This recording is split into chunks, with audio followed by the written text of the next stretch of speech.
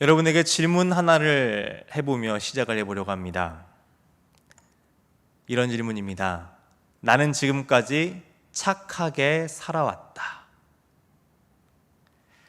이 질문에 예라고 생각하시는 분도 계실 거고 아니요 라고 생각하시는 분도 계실 것입니다. 그리고 그 중간에서 잘 모르겠다 라고 생각하시는 분도 계실 것입니다. 근데 착하게 산다는 것이 무엇일까요? 우리는 보다 이 착하다라는 기준에 대해서 곰곰이 생각해 볼 필요가 있습니다. 최근에 법에 관한 다양한 드라마들이 방영되었습니다. 변호사와 검사, 그리고 판사에 이르기까지 법에 관련된 일을 하는 이들을 중심으로 하는 드라마들이 참 많이 나왔습니다. 물론 우리나라 드라마답게 법에 관한 이야기지만 사랑에 관한 이야기들이 빠지진 않았죠. 하지만 각각의 드라마가 분명하게 전하는 공통적인 주제가 있었습니다. 우리가 여전히 좋아하고 관심을 가지는 주제, 바로 권선징악입니다. 법을 이용하는 자와 법을 지키려는 자 사이에서 선악구도를 만들어 이야기를 진행합니다. 법을 잘 알기에 법을 이용하는 자들이 있습니다. 아무리 잘 만든 법이라도 우리 사람이 만든 법이기에 생각지 못한 그리고 혹은 의도한 빈틈들이 있습니다. 그리고 그 빈틈을 이용하는 자들이 있기 마련이죠. 교묘하게 그 빈틈을 이용하지만 엄밀히 따지면 법을 어긴 것은 아닙니다. 하지만 악을 행하고는 있죠. 그런 아이러니한 상황들이 드라마 속에서 그려집니다. 그리고 그런 악인들을 심판하기 위해 여러 계획을 세워 빠져나가지 못할 상황을 만들어가는 주인공들이 나오죠. 그렇게 반전과 통쾌한 심판을 통해 알터니가 쏙 빠진 것 마냥 시원함을 주는 드라마들이 계속해서 방영되었습니다. 그런데 이렇게 법을 이용하고 빈틈을 찾아 악용하는 모습은 드라마 속만의 이야기는 아니죠. 오늘 우리의 현실에서 벌어지는 문제이기도 합니다. 그렇다면 과연 법은 선한가? 그런 질문을 해볼 수 있죠. 일본의 법철학자 오다카도모가 자신의 책 법철학에서 소크라테스가 독배를 든 것은 실정법을 존중했기 때문이며 악법도 법이므로 이를 지켜야 한다라고 말했습니다. 그러니까 법이 악할 수도 있다는 의문점을 준 것이죠. 그러니까 법이 항상 선하지 않다는 의구심을 우리는 가지게 되었다는 것입니다. 물론 우리 그리스도인에게 있어서 선함의 기준은 법이 아닙니다. 우리에게 있어서 선하고 착하게 산다는 것은 세상의 법을 잘 지키는 것이 아니라 하나님의 말씀을 지키며 사는가 있다는 것을 우리는 알고 있죠. 성경은 그렇게 산 한 사람을 소개합니다. 사도행전 11장 24절의 말씀입니다. 바나바는 착한 사람이요 성령과 믿음이 충만한 사람이라 이에 큰 무리가 주께 더하여지더라. 성령과 믿음이 충만했던 이 사람 바나바를 성경은 착한 사람이다 라고 평가합니다. 여기서 착하다라는 근거는 그가 로마의 법을 잘 지켰다는 게 아니죠. 하나님의 말씀을 따라 사는 삶을 살았다라는 것입니다. 그런데 우리는 여전히 하나님의 말씀이 기준임에도 그것을 알고 있음에도 세상의 법을 기준으로 삼을 때가 있다는 것이죠. 세상에 살다 보니 세상의 가치를 따라 세상의 법이 이 선함의 기준이라고 생각하며 살 때가 많다는 것입니다. 물론 세상의 법을 무시하라는 것은 아닙니다. 지켜야 하죠. 우리는 하나님이 세우신 권세에 대해 순종하는 삶을 살아야 함을 바울이 쓴 로마서 13장을 통해서 이미 알고 있습니다. 그러나 우리는 이렇게 하나님의 세우신 권세를 더욱 바라본다는 거죠. 중요한 점은 하나님이 세우신이 아닌 그 권세에 집중한다는 것입니다. 하나님을 잊고 권세의 마음을 뺏길 때가 더 많다는 거죠. 그런데 지금은 그래도 이 법이라는 테두리가 우리를 지켜준다고 생각하니까 덜 두려워할 수 있습니다. 오늘 말씀 속 아합의 시대는 어떠할까요? 분명 율법이 그 나라 가운데 있습니다. 하지만 법보다 폭력이 더 가까운 시대이죠. 더군다나 법 그 자체가 될 수 있는 왕의 명령을 무시할 수 있는 사람은 그렇게 많지 않을 것입니다. 세상의 빛으로 하나님의 말씀대로 살며 착한 행수를 비추기보다는 그런 세상의 어둠 밑에 숨어서 그래서 세상에 끌려가는 대로 살기가 십상이죠. 그런데 그런 시대 가운데 한 명의 빛의 사람이 있었습니다. 오늘 본문의 말씀은 한 가지 문제가 될 상황을 이야기하며 시작됩니다. 본문의 1절 말씀을 보면 이스라엘 사람 나봇에게 포도원이 있는데 그 포도원이 하필 사마리아의 왕 아합의 왕궁과 가깝다라고 소개를 하며 시작을 하죠.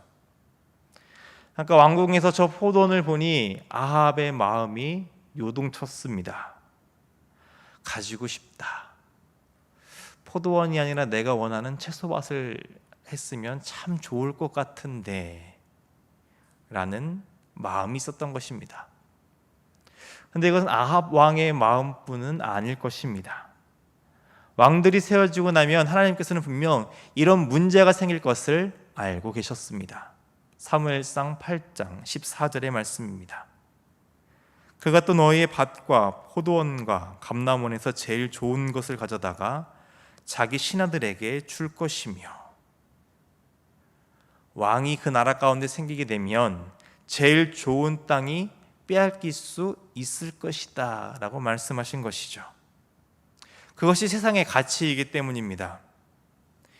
이 당시는 왕이라는 제도이지만 세상의 모든 가치를 따르는 이런 제도들은 세상의 주인을 세상의 권력을 가진 자로 여깁니다. 그렇기 때문에 그 권력을 가진 자가 마음대로 할 수 있다라고 생각하죠.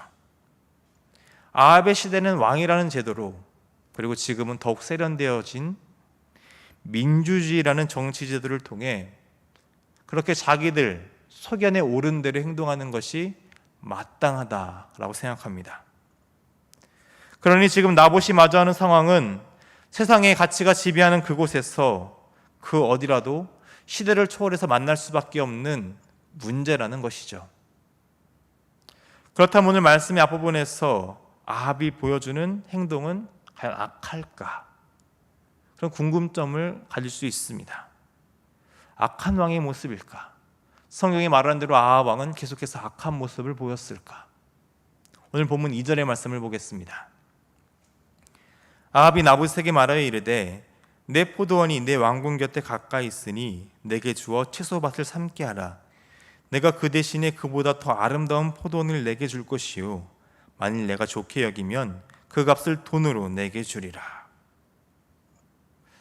2절의 말씀만 딱 띄워놓고 보면 아합의 모습은 참으로 신사적입니다. 그 제값을 준다고 이야기하죠. 원한다면 더 좋은 포도밭으로 주고 아니면 돈일 필요하다면 돈으로 주겠다.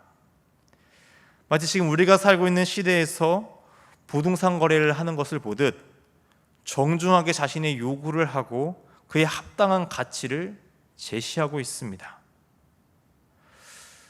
이렇게만 보면 아합 참 괜찮은 왕처럼 보입니다. 차라리 이 이후의 말씀에서 보여지는 이세벨의 모습이 그 시대 절대 왕권을 가진 그런 적나라한 모습을 보여주고 있죠. 오늘 본문 4절과 5절에서 보여주는 아합의 근심하는 모습을 이세벨은 이해할 수 없었습니다. 아니, 왕이 되었으면 가지고 싶으면 가지면 되지, 왜 그걸 못 가져서 저렇게 근심하고 밥도 못 먹고 저러고 있는가? 아마 아합이 한심하게 보일 수도 있었을 것입니다.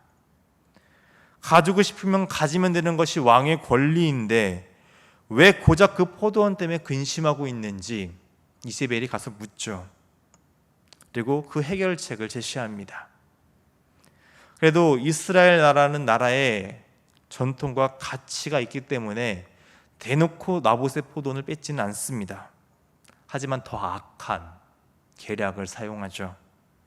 그것이 오늘 본문 말씀 8절부터 10절의 말씀입니다. 이렇게 아합을 죽여 그가 이스라엘 나라의 왕과 하나님을 저주했다라는 그런 죄를 뒤집어 씌워 두 명의 불량배를 증인으로 세워 나봇의 포도원을 빼앗습니다. 교묘하게 법을 이용하는 이 모습은 오늘날의 모습과 참 닮은 모습이죠.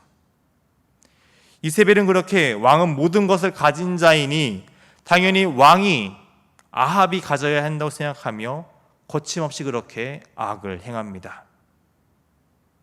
아합이 이렇게 나봇의 포도원을 갖기를 원했던 이유는 탐욕 때문이었습니다. 왕으로서 마땅히 가질 수 있다고 생각했기 때문에 부끄럽지 않았죠. 마치 당연하다는 듯이 나봇에게 가서 그 땅을 거래할 것을 요청합니다. 그러니까 세상의 가치를 따라 살다 보면 무엇이든지 거래할 수 있다고 생각한다는 것입니다. 하나님의 것도 마치 제 것인 것 마냥 거래의 대상으로 여긴다는 것입니다. 오늘 말씀의 아합처럼 말입니다. 세상의 가치를 따라 살 때 우리는 이 탐욕에 무너져 모든 것을 거래의 대상으로 여깁니다. 때로는 이세벨과 같이 거래를 넘어서 탐욕이 가진 폭력성을 보일 때도 있습니다. 내가 왕이고 내가 주권을 가진 자인데 하지 못할 일이 무엇이 있느냐, 그렇게 교만하게 행동합니다. 이것이 하나님이 보시기에 악한 행동이고 심판받을 죄인데, 솔직히 우리에게 있어서 이런 모습은 상식처럼 느껴질 때가 더 많습니다. 아니, 우리에겐 그렇지 않을지라도 세상은 그러할 것이다 라고 생각합니다. 우리 마음속에 있는 제가 은연중 그 떡에서 떨어질 떡고물을 생각하며 10절의 말씀의 불량자와 같이 죄의 자리를 탐합니다. 우리도 여전히 우리 마음속에 있는 욕심을 놓지 못하기 때문입니다. 아합의 시대, 지금과 같이 성공과 물질이 우선 시대는 바알의 시대입니다. 더 좋은 것을 받을 수 있고 원한다면 왕의 마음에도 들 수 있는 좋은 기회였죠. 그렇게 나봇은 자신의 포도원을 바치고 더 좋은 것을 구할 수 있었습니다. 하지만 나봇은 그렇게 생각하지 않았죠. 도리어 오늘 본문 3절의 말씀과 같이 아합에게 말하고 있습니다. 3절의 말씀입니다.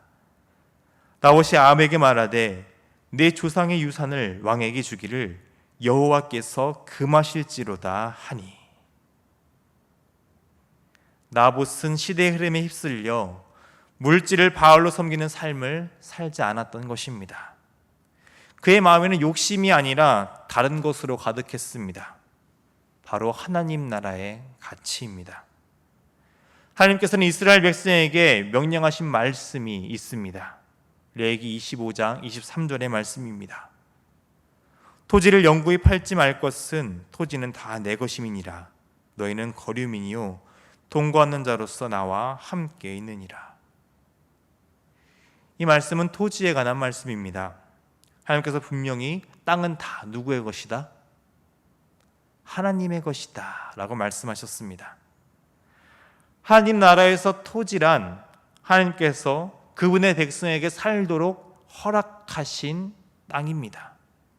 그러니까 그 땅에 사는 자들은 정확히 말하면 주인이 아니라는 것이죠. 하나님께 배분받은 자로서 하나님과 함께 사는 나그네이며 그저 임시 거주자일 뿐입니다. 이것은 땅에 관한 것이기도 합니다. 하지만 하나님 나라 백성의 가치관이기도 합니다. 그러니까 자신의 것은 없다는 것이죠. 모든 것의 주권이 다 하나님께 있으니 그저 그것을 하나님께 잠시 받아서 청지기로서 그것을 사용할 뿐이다. 다 하나님의 것이다.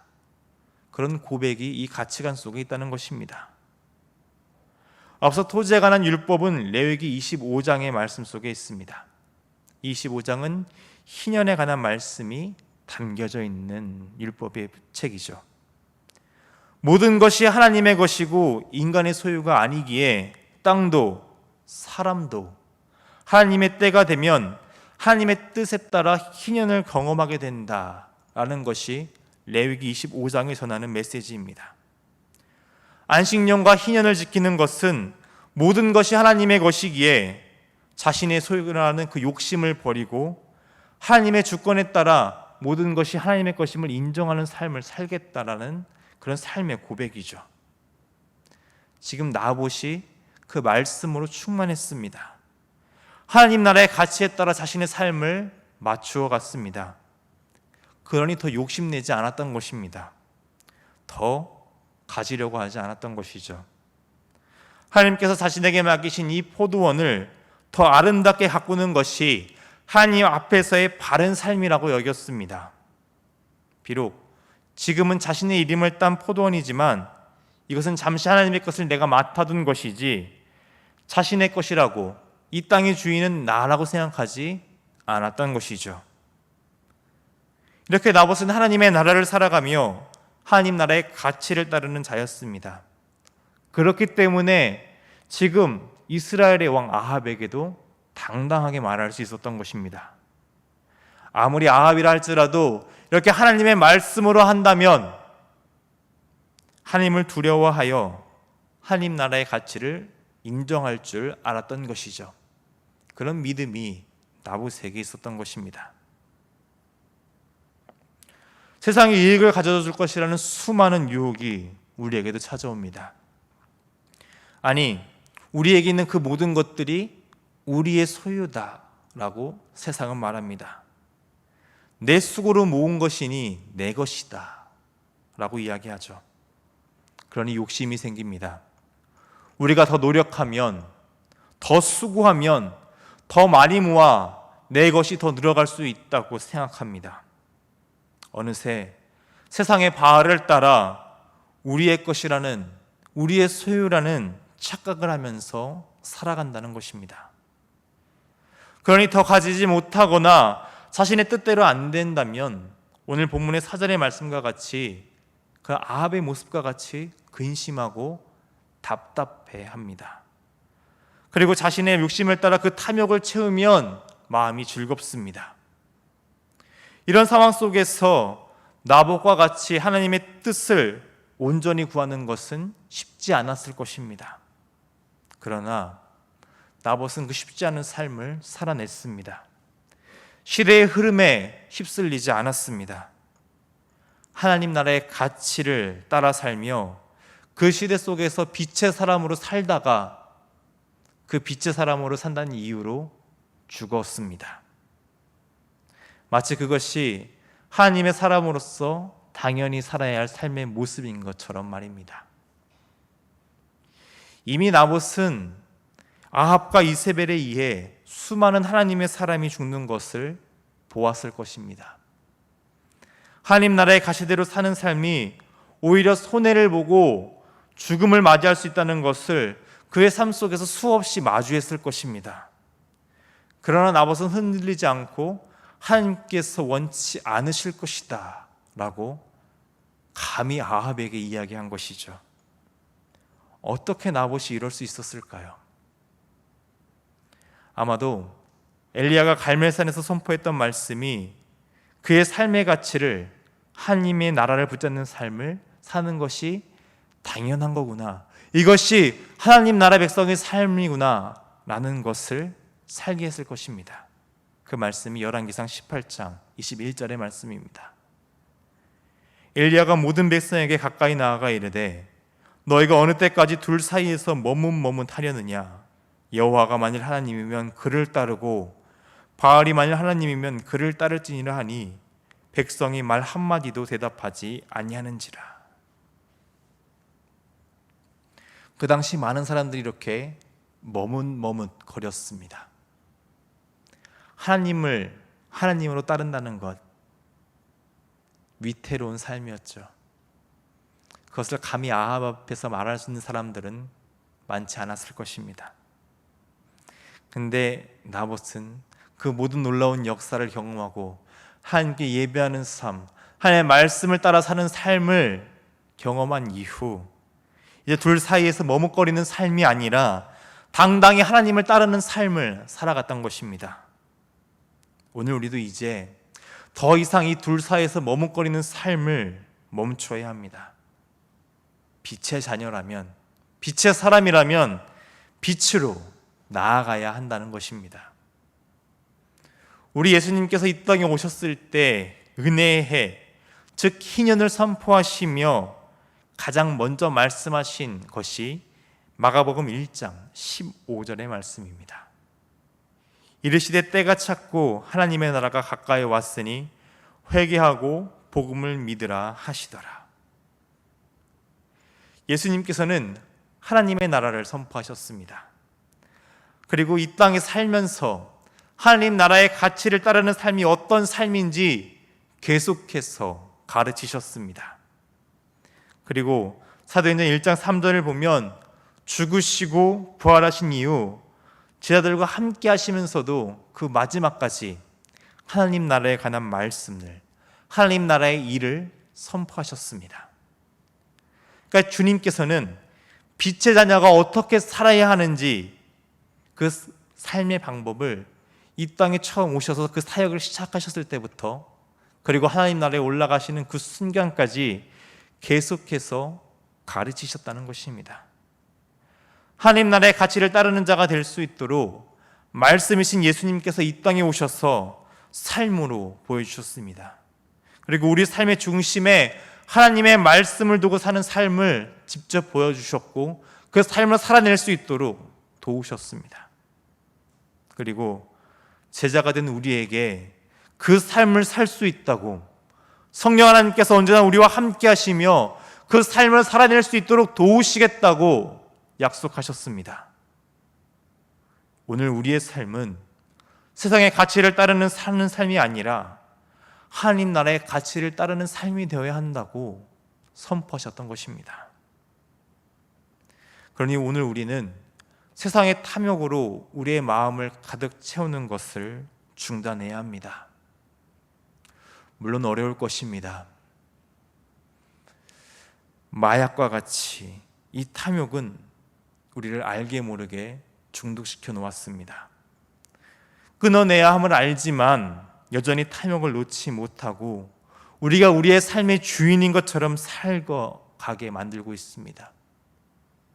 그래서 하나님의 것마저도 거래 대상으로 생각하게 만들었습니다. 그 죄성이 계속해서 우리를 죄의 자리로 내몰 것입니다.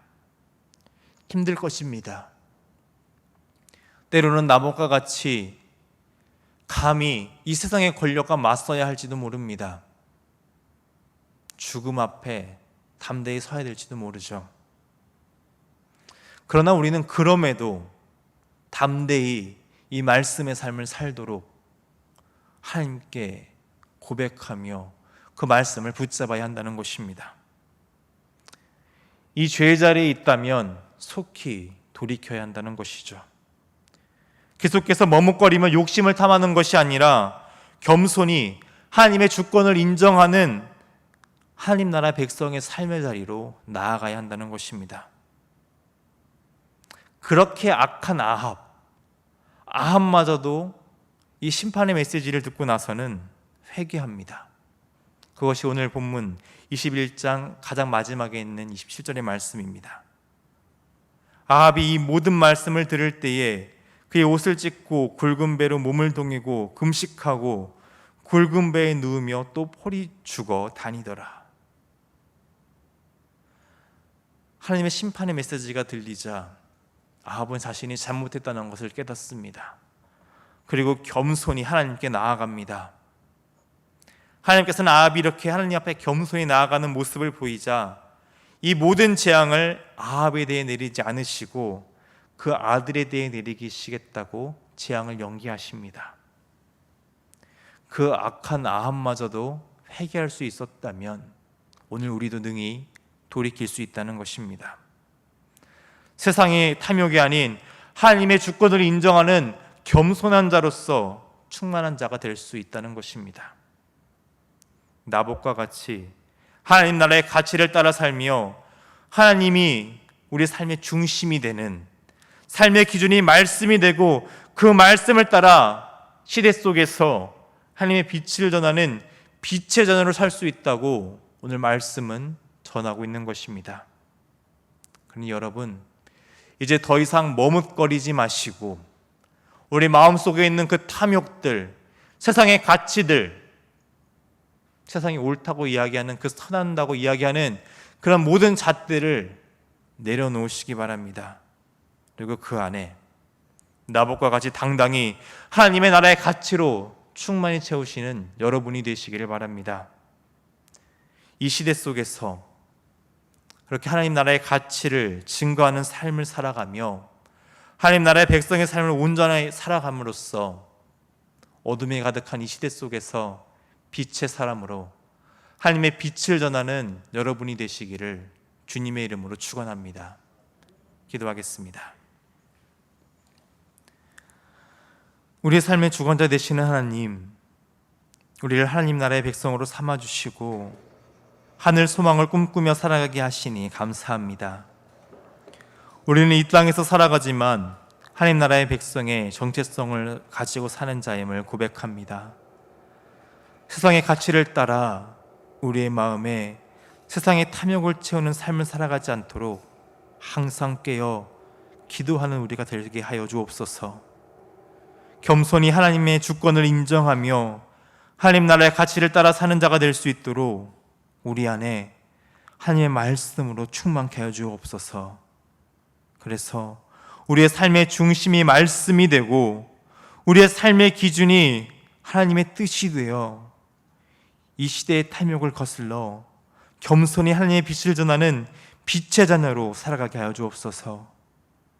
죄성을 따라 살아가는 삶을 떠나 겸손히 하나님 나라의 가치를 따르는 삶이 어렵고 힘들 수 있습니다.